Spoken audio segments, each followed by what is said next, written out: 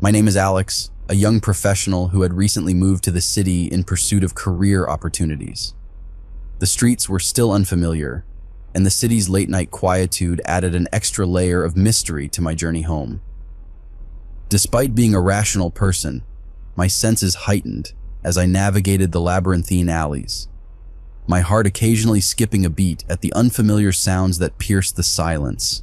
The office had kept me occupied until the wee hours, and now, with my briefcase in hand and exhaustion etched on my face, I found myself in a neighborhood I hadn't explored before. The lamplights flickered ominously, casting elongated shadows on the damp pavement.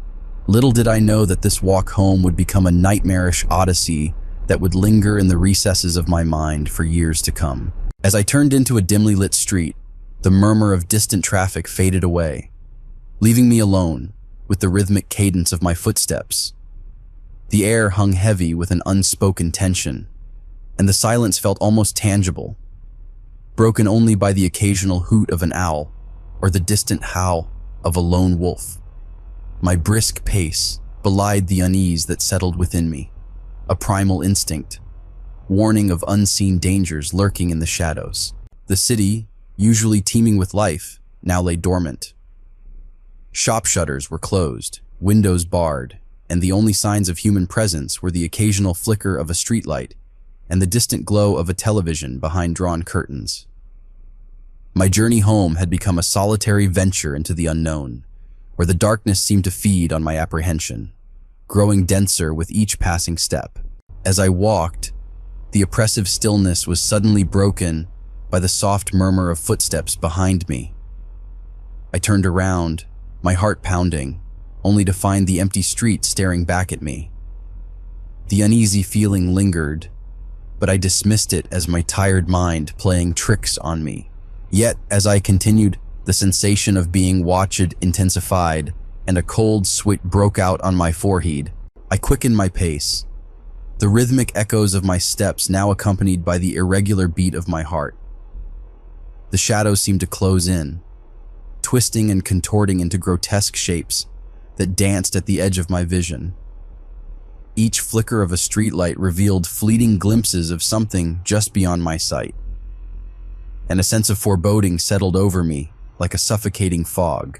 The winding streets became a maze, and the once familiar cityscape morphed into an alien landscape that toyed with my senses. A distant wail echoed through the night, sending a chill down my spine.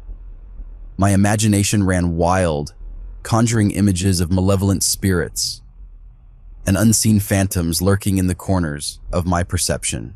As I approached an abandoned park, the air grew thick with an unsettling energy. The swings swayed gently in the breeze, creaking with an eerie harmony. A rustling in the bushes sent my pulse racing, and I could feel the weight of unseen eyes fixated on me. The park, once a place of laughter and joy, now seemed like a stage for a macabre spectacle unfolding in the shadows. My footsteps became erratic, my breaths shallow and uneven. The once familiar city had transformed into a labyrinth of fear, where every shadow concealed a potential threat. A distant street lamp flickered, casting the surrounding darkness into a chaotic dance of shadows and shapes that seemed to close in around me. As I turned a corner, my eyes widened in terror.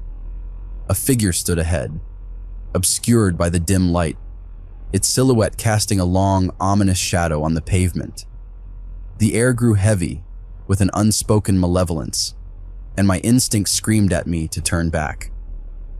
But my weary legs propelled me forward, each step echoing like a drumbeat of impending doom.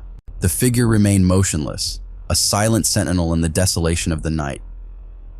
As I approached, dread tightened its grip on my chest, and I could see the faint outline of a face hidden beneath the hood.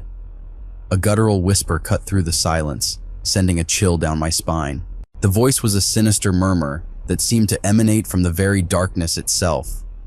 Panic seized me, and I stumbled backward, desperate to escape the clutches of this spectral stranger. The figure took a step forward, and as the dim light revealed its features, a wave of terror washed over me. Hollow eyes devoid of humanity stared back at me, and a crooked smile twisted its lips. My breath caught in my throat, and I turned and ran, the rhythmic thud of footsteps now a cacophony of fear. The once familiar streets blurred into a nightmare as I sprinted through the labyrinth, the haunting laughter of the figure echoing in the emptiness behind me.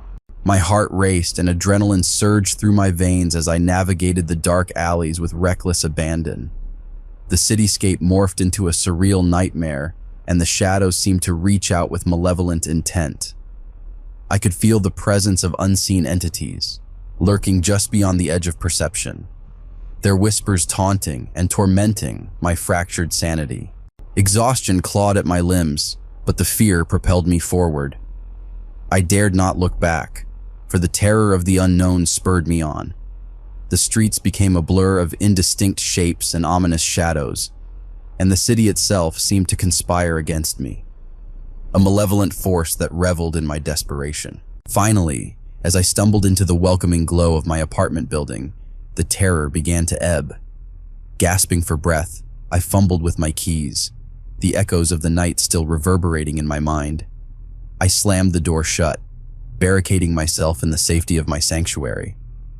Alone in the dimly lit room, I recounted the harrowing journey home, questioning the sanity of my own recollections. As I sat in the silence, the echoes of that fateful night lingered, a haunting reminder of the thin veil between reality and the unknown.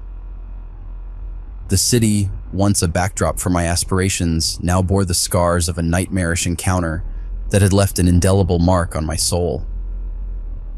The memory of those hollow eyes and that sinister smile would forever haunt my dreams, a spectral presence in the recesses of my mind, a reminder that in the shadows of the night, the ordinary could transform into the extraordinary, and the mundane could become the stuff of nightmares.